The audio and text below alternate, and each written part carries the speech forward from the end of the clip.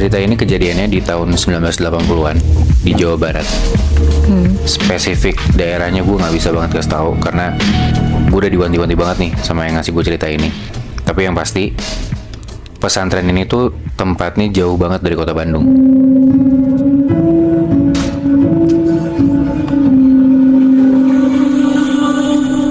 Nah, jadi ceritanya ada sepasang sahabat. Sebut aja namanya Rido dan Hilmi. Mereka nih di tahun 1980-an itu setelah baru lulus SD, mereka pisah. Nggak satu sekolah lagi, jadi jarang main. Nah, karena si Rido ini masuk ke pesantren, sedangkan Hilmi itu masuk ke SMP negeri. Singkat cerita, sampai mereka udah SMA, si Rido lanjut pesantren di pesantren yang sama, dan ternyata Hilmi itu dimasukin ke pesantren yang sama kayak Rido. Jadi satu sekolah lagi? Iya, satu tempat lagi, Moy. Nah, alasannya kenapa si Hilmi ini masuk pesantren, gara-gara si Hilmi ini anaknya bandel banget. Hilmi itu suka bikin orang celaka, dan Hilmi pun sendiri itu badannya sering bawa blur. Bener-bener hancur deh pokoknya anaknya. Ya, dia suka berantem gitu. Makanya bokap nyokapnya ini masukin Hilmi ke pesantren. Mungkin mindset orang lama juga kali ya, kayak kalau anaknya bandel ya udah dimasukin pesantren biar jadi bener lagi gitu. Iya. Nah, bokap nyokapnya Hilmi ini nitipin Hilmi tuh ke salah satu ustadz, nitipin juga ke Rido, ya biar minta dibantuin gitu biar Hilmi nggak bandel lagi. Singkat cerita, akhirnya Hilmi dan Rido jadi deket lagi, kayak dulu waktu mereka masih SD. Nah, Rido tuh bantuin Hilmi di pesantren, kayak diajarin ngaji dari awal, disuruh sholatnya bener, kurang-kurangin ngomong kotor, ya dijagain banget lah. Dan hebatnya, Hilmi ini jadi anak yang gak suka ngomong kotor, sholatnya juga jadi rajin, ngajinya juga lancar banget. Dan itu hanya dalam waktu 1 bulan. Cepet banget berarti ya? Nah, gue juga ngerasa gitu. Nah, gue sebenarnya nggak tahu sih hitungannya itu cepet apa enggak. Cuman kalau menurut gue, ya itu hitungannya cepet karena ya gue juga ngaji nggak bisa cepet itu gitu loh. Nah, Rido nggak ngerasa gimana-gimana dengan Hilmi yang bisa cepet belajar itu. Karena ya Hilmi ngejalanin belajar di pesantren tuh kelihatannya serius-serius aja. Dan bisa dibilang Rido selalu ngabisin waktu sama Hilmi, kecuali di malam hari. Karena hampir tiap malam si Hilmi itu pergi keluar pesantren karena dia ngikut satu perguruan silat. Nah, jadi peraturan di pesantren ini tuh emang ada jam bebasnya gitu, Moy. Nah, mereka boleh keluar dari area pesantren setelah jam 9 malam dan nanti harus balik lagi sebelum jam 1 pagi. Nah, gue gak tahu ini peraturan di pesantren itu doang atau zaman dulu semua pesantren itu kayak gini. Karena ya setahu kita kan kalau pesantren sekarang 24 jam mereka harus di dalam area itu kan. Iya benar. Ya. Tapi ya intinya setiap malam itu mereka dikasih waktu kosong buat keluar-keluar tuh gak apa-apa.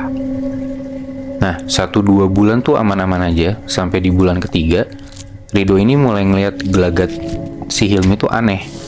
Kenapa? Jadi kalau di pesantren ini tuh makannya kayak di satu piring gede berlima gitu, kebayang gak sih lo? Jadi kayak nasinya banyak, terus ada lauknya di tengah-tengahnya gitu. Nah, pas makan bareng ini, si Hilmi tuh cuma makan nasi putihnya doang. Kayak kalau misalnya ada lauk, itu tuh nggak dimakan. Terus kalau nasi kena kuah dikit juga nggak dimakan sama dia. Jadi benar-benar pure nasi putih aja. Aneh banget kan? Nah, pas ditanya sama Rido, kenapa kok nasinya doang yang dimakan? Hilmi alasannya nggak nafsu makan.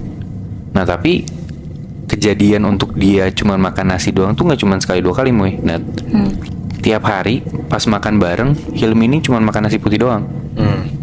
Dan hal ini tuh dilihat juga sama ustadznya. Ustadz yang dititipin gitu loh sama orang tuanya tadi yang gue bilang. Ya. Nah, karena Rido deket sama Hilmi, Rido dipanggil lah sama si ustadz ini. Sebutlah nama ustadznya Ustadz Dadang gitu ya. Sekalian semacam laporan perkembangan gitu, kayak si Hilmi ini gimana perkembangannya, ngajinya segala macam. Udah mereka ngobrol, dikasih tau lah sama si Rido, emang gelagatnya si Hilmi ini emang rada-rada aneh, ya makan nasi putih doang itu. Nah, terus si Rido juga bilang kalau Hilmi itu hampir tiap malam dia pergi ke satu perguruan silat. Nah, si Rido itu bilang kalau Hilmi itu ikut perguruan silat di tempatnya Ki Januwiryo. Sebut aja namanya gitu ya. Oke. Nah, ngedenger kayak gitu sih Pak Ustadznya kaget. Pak Ustadznya bilang, wah, dia itu terkenal silat yang pakai ilmu hitam, kata Ustadznya gitu. Rido kaget dong. Iya, berarti sahabatnya belajar ilmu hitam gitu kan? Iya. Di situ Ustadznya bilang, ya udah, kamu tolong ikutin dia aja. Dia pergi kemana kalau malam. Akhirnya hampir tiap malam kalau Hilmi keluar dari pesantren, Rido ngikutin tuh, ngebuntutin dari jauh. Dan emang Hilmi ini keluar pesantren itu ke tempat silat buat latihan silat sama si Ki Januwirio itu. Tapi nggak selalu tiap dia keluar dia ke tempat silat. Ada kayak misalkan dalam 1 minggu si Hilmi ini keluar dari pesantren tuh 3 atau 4 malam ya. Nah di antara malam dia keluar itu ada 1 malam dia tuh malah pergi ke hutan yang ada di dekat pesantren mereka. Jadi di pesantren mereka belakangnya tuh kayak ada hutan gitu Muy. Nat. Ke hutan itu sendiri juga? Sendiri juga Muy. Nah pas si Hilmi ini diikutin sama Rido buat ke dalam hutan, si Rido ini ngeliat dari jauh Hilmi tuh masuk ke hutan. Terus dia kayak berhenti di satu spot, kayak ada pohon-pohon gitu. Terus Hilmi duduk sila. Abis itu Hilmi ngomong sendiri. Hah? Nah besokannya hal ini dilaporin dong sama Rido ke Pak Ustadznya gitu kan. Setelah dengar kayak gitu, si Pak Ustadz ini kayak ngasih sebuah bacaan gitu ke Rido. Kayak, ini ada bacaan, pas kamu nanti ikutin Hilmi ke dalam hutan dan dia ngomong sendiri, nanti kamu merem, terus kamu baca bacaan ini. Habis kamu baca, kamu buka mata kamu. Udah tuh, akhirnya setelah si Rido ngikutin Hilmi yang ya dia ke perguruan silat, tapi ada 1 malam pas dia ke hutan, dia lihat tuh si Hilmi masuk ke dalam hutan. Dan pas udah masuk hutan, si Hilmi duduk bersila di satu spot itu. Mulai lagi tuh Hilmi ngomong-ngomong sendiri. Dari jauh Rido coba buat bacain bacaan yang dikasih sama Pak Ustadz itu. Sambil merem dan selesai baca, Rido buka matanya. Dan ternyata Rido ngeliat si Hilmi ini gak ngomong sendiri. Di depan Hilmi ada sosok yang badannya tuh badan manusia. Tingginya juga tinggi kayak manusia.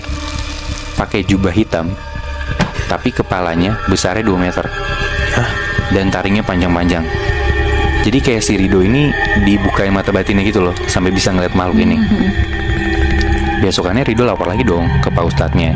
Dikasih tahu tuh dia ngeliat apa segala macem. Dan disitu Rido nanya, kita harus ngapain Pak Ustadz? Tapi Ustadznya bilang, kita tunggu aja dulu, kamu lihat apa yang dilakuin sama Hilmi selanjutnya. Udah tuh, akhirnya si Rido ngikutin aja lah Pak Ustadz bilang apa kan.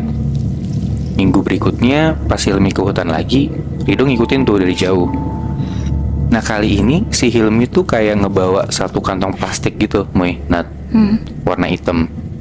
Pas dia udah sampai tengah hutan, dia duduk bersila lagi. Dan si Rido dari jauh ngeliat lagi nih si makhluk ini. Pas udah duduk itu, si Hilmi tuh ngebuka apa yang ada dalam kantong plastik yang dibawa. Ternyata isinya tuh daging mentah Muy, Nat. Nah abis itu si Hilmi ini ngasih daging mentahnya ini ke makhluk yang ada di depannya dia, yang palanya gede itu. Dan ini parah banget sih. Jadi setelah dikasih daging mentahnya ke makhluknya, makhluk ini tuh ngunyah daging mentahnya, tapi nggak ditelan, dilepehin lagi. Terus si daging yang udah dikunyah ini, yang habis dilepehin, dikasih ke Hilmi, terus Hilmi makan. Anjing. Dan belum sampai situ Muy, Nat. Ini ada yang lebih epic lagi. Abis itu, setelah makan si daging lepehan itu, si Hilmi itu masuk lagi ke bagian dalam hutannya lebih dalam. Sampai si Hilmi ini berhenti di suatu sungai. Jadi dalam hutan itu ada sungai. Hilmi berhenti di situ, terus dia buka baju. Sorry ya, kayak dia telanjang dan dia mandi di sungai itu. Setelah dia mandi, si Hilmi ini sholat dalam keadaan telanjang di pinggir sungai itu. Dan si Rido lihat dari jauh kalau si Hilmi ini berjamaah bareng puluhan sosok hitam di samping dan di belakang Hilmi. Dan yang jadi imamnya buat sholat itu adalah makhluk yang kepalanya 2 meter itu. Anjing. Besokannya hal ini tuh langsung dilaporin ke Pak Ustadz sama Rido. Dan di hari yang sama Pak Ustadz ini langsung manggil Hilmi. Ditanya dong, kamu kenapa kayak gini? Hilmi tuh gak takut ditanya kayak gitu sama Pak Ustadz. Dia jawab alasan dia berguru sama si Ki Januwirio ini karena dia tuh mau kebal. Keluar dari pesantren, dia tuh mau ngasih pelajaran ke orang-orang yang pernah bikin dia babak belur. Jadi dia kayak pengen kebal dan gue pengen ngasih pelajaran ke orang-orang dan gue mau orang-orang tuh tunduk sama gue. Berarti masih bandel dan gak berubah kayak dulu dong. Bener. Dan gara-gara kejadian itu, si pihak pesantren ini sampai bikin peraturan kalau santri-santrinya tuh gak boleh keluar malam-malam. Jadi akhirnya si pesantren ini tutup 24 jam. Semua santri itu harus ada di dalam pesantren. Tapi gara-gara kejadian itu, Hilmi kan jadi nggak bisa keluar kan malam-malam kan. Si Hilmi ini jadi sering teriak-teriak, terus dia suka tiba-tiba badannya kepanasan dan suka buka baju sendiri. Bahkan si Hilmi ini sampai ngamuk. Dia sempet ngambil pisau, terus dia nyayat-nyayat lidahnya. Tapi nggak kenapa-napa. Lidahnya nggak berdarah sama sekali. Beneran kebal gitu loh. Wah, dari situ akhirnya si Hilmi ini coba diruqyah sama Pak Ustadznya. Tapi pas dibacain ruqyah, didoain gitu, doa ruqyahnya dibacain balik sama Hilmi. Bener-bener gak mempan gitu loh. Dan gara-gara gak mempan di ruqyah ini, si Hilmi akhirnya ditaruh di suatu tempat kayak ruangan tertutup. Kesannya kayak diisolasi gitu loh si Hilmi ini. Ya biar dia gak berulah, takutnya dia bahayain santri-santri lain kan. Tapi pas dia dimasukin ke satu ruangan, terus dia dikasih makan sama pihak pesantren, si Hilmi ini gak mau makan makanan yang dikasih sama pihak pesantren. Dia cuma mau makan, kotoran dia sendiri. Dari situ pihak pesantren udah nyerah karena si Hilmi ini kesannya udah nggak bisa dikontrol lagi, dan Hilmi akhirnya dipulangin ke rumah orang tuanya. Dan udah sampai di rumah orang tuanya pun, Hilmi tuh sampai dipasung, Nat. Anjing. Bener-bener mulutnya ditutup, terus tangannya tuh diikat, ya lu tau dipasung lah ya, kayak dikasih kayu gitu, kakinya juga. Karena si Hilmi ini masih suka makanin kotoran dia sendiri. Dan kalau dikasih makanan manusia, dia malah marah-marah. Sampai akhirnya 1 tahun kemudian, Rido dapat kabar kalau Hilmi itu udah meninggal gara-gara malnutrisi. Ya karena dia nggak mau makan makanan manusia, dia cuma mau makan kotoran dia sendiri. Berarti kasarannya dia nyangkut sama ajaran si kiai itu dong? Iya betul, Muy. Jadi kesannya tuh dia mau ditaruh ke pesantren. Cuman dia tuh tahu kalau misalnya dia ke pesantren, dia malah jadi punya waktu untuk malam-malam ke tempat silatnya si Ki Januwiryo ini. Berarti dari sebelum dia masuk pesantren itu, dia udah ikut ajaran itu ya? Sebenarnya belum, Nat. Cuman pas dia mau dimasukin pesantren sama orang tuanya, dia tuh kayak tahu ada perguruan silat tempatnya si Ki Januwiryo ini. Itu tuh emang deket sama pesantrennya dia. Makanya dia mau buat dimasukin pesantren itu sama orang tuanya.